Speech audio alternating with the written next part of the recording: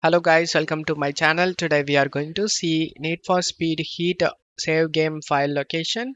I show you guys where it saves. Open up File Explorer and go to C drive. Go to Users folder. Double click on your username folder.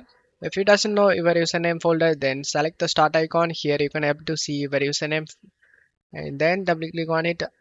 And now double click on the Documents folder and double click on Need for Speed Heat folder.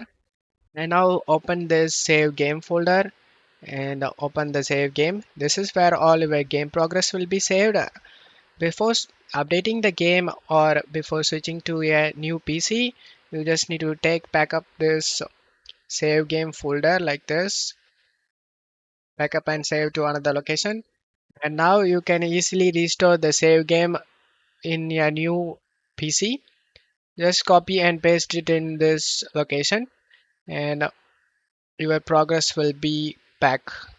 And don't forget to leave a like, guys. Thank you.